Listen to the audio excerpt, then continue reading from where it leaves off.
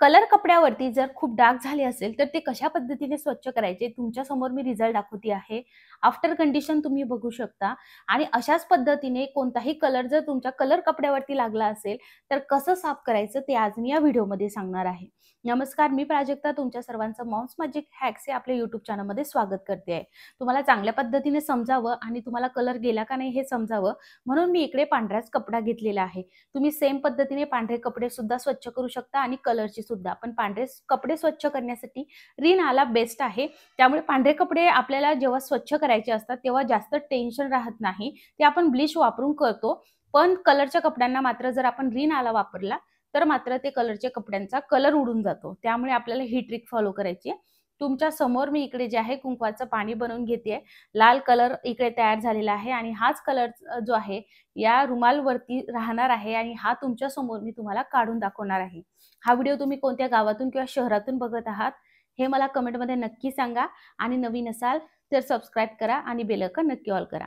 आता जर असा बघा काही कलर चांगला असेल किंवा हळद वगैरे तुमच्या याच्यावर पडली असेल किंवा तेलाचे डाग असेल आणि जर तो डाग जे आहे ओलसर असेल तर सगळ्यात प्रथम जी टॅल्कम पावडर असते ती त्यावरती टाकायची.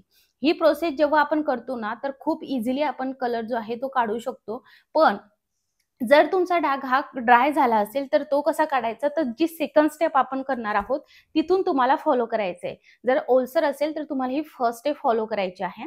आता बघा जेव्हा आपण यावरती पावडर टाकतो तर यामध्ये पाणी जास्त असल्यामुळे हे पावडर लगेच ते पाणी ऍब्झॉर्ब करून घेतं. तर जोपर्यंत आपल्याला पावडर टाकल्यानंतर जोपर्यंत कोरडेपणा त्यामध्ये येत नाही तोपर्यंत आपल्याला पावडर यामध्ये टाकायची. आता इथे तुम्ही एक्सपायरी पावडर सुद्धा वापरू शकता आणि बोरिक पावडरचा सुद्धा इथे जे आहे वापर करू शकता.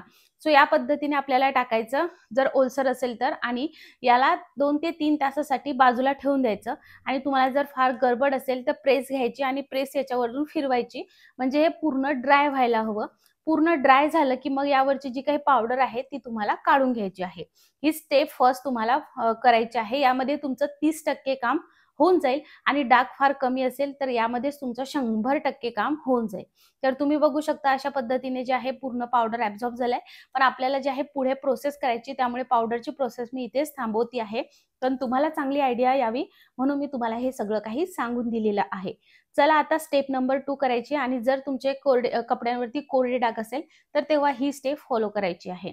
आपल्याला घ्यायचं आहे वॉशिंग पावडर. लिक्विड डिटर्जंटचा वापर इकडे करू नका. आपण वॉशिंग पावडर यासाठी घेतोय कारण यामध्ये जो आहे सोडा सुद्धा असतो. त्यामुळे तो डाग निघण्यास मदत होते आणि आपल्याला ॲडिशनल सोडा वापरायची गरज पडत नाही.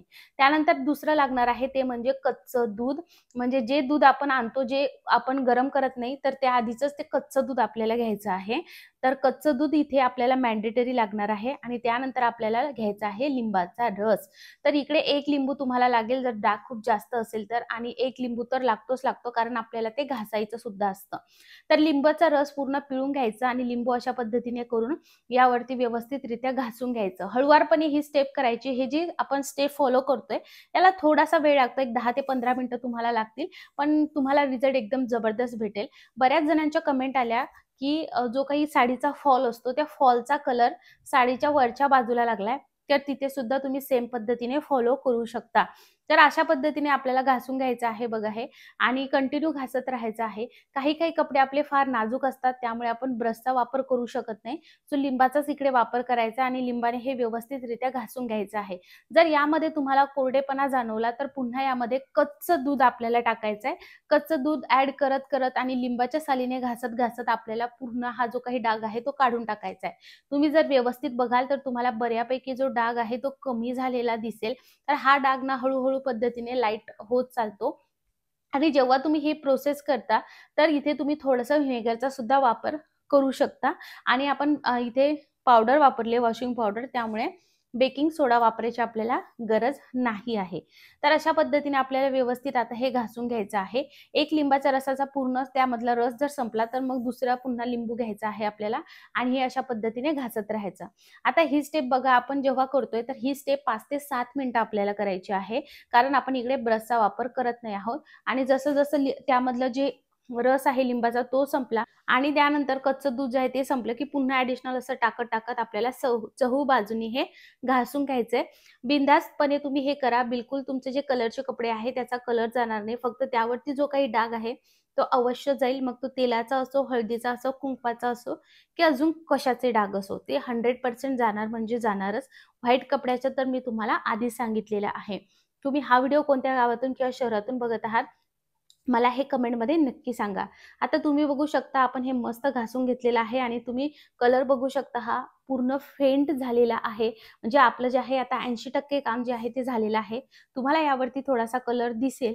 तर आता काय करायचं आहे 10 ते 20% राहिलं तर तेव्हा आता ही समोरची स्टेप तुम्हाला फॉलो करायची आहे. तर जेव्हा 10 ते 20% राहिलं तेव्हा काय करायचं असं डिटर्जंट पावडर ना जिथे-जिथे कलर राहिला तिथे स्प्रेड करून घ्यायचा.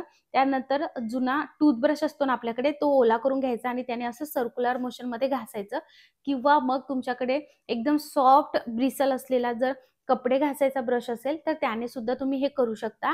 ही स्टेप आपल्याला करायची एकदम हार्ड याने जे आहे अगदी जोर लावून आपल्याला हे घासायचं नाही. कारण जर तुमचे मौल्यवान कपडे असतील, महागडे कपडे असेल तर अशा वेळेस ब्रश घेतलेला कधीही बेटर. तर तुम्ही बघू शकता आता आपण हे घासून घेतलेलं आहे. आता बघा इथे आपण कच्चं दूध वापरलं त्यामुळे तुम्हाला या कपड्यातून दुधाचा वास येईल. त्यामुळे हे धुणंही तेवढंच महत्त्वाचं आहे. आता हे पूर्ण झालेलं आहे तरी सुद्धा जेव्हा आपण हे पाण्यामध्ये टाकतो तेव्हा अशा पद्धतीने ते घासायचं आहे. हे घासल्यानंतर तुम्ही बघाल की पूर्ण त्याचा जो डाग आहे तो 95% गेलेला असेल. आता थोडा फार डाग तुम्हाला दिसेल तर तो डाग काढणार आहे ऊन. हो, उन्हामध्ये तुम्हाला कडकडीत उन्हामध्ये हे कलर लागलेला जे कपडा आहे ते तुम्हाला सुकवून घ्यायचा आहे. म्हणजे तो जो डाग आहे थोडाफार तो उडून जातो. तर आता ही जी प्रोसेस आहे केल्यानंतर चांगलं लिक्विड डिटर्जंट किंवा कम्फर्टचा वापर करून तुम्हाला हे धुवून घ्यायचं आहे. 2 ते 3 पाण्याने किंवा तुम्ही वॉशिंग मशीनमध्ये सुद्धा हे टाकू शकता. पण ही स्टेप करायची आहे जेणेकरून कच्चं दुधाचा जो काही स्मेल आहे कपड्याला आपण वापरला होता कपड्यांना लागलेला तो पूर्ण निघून जाईल. कारण दुधाचा स्मेल हा वेगळाच येतो. त्यामुळे एकतर कम्फर्ट तुम्ही नक्की वापरा. चला आता मी हे धुवून घेते 2 ते 3 पाण्याने. आता बघा मी हे धुवून घेतलेलं आहे आणि तुम्ही बघू शकता की यावरती कसलाच कलर तुम्हाला दिसत नाही. रुमाल सुद्धा सेम आहे. तुम्हाला असं वाटेल की बदलला की काय? नाही, फक्त 2 ते 3 पाण्याने धुवून घेतलाय आणि पुन्हा एकदा जे आहे स्वच्छ असा धुवून घेऊन तुम्हाला दाखवते आहे.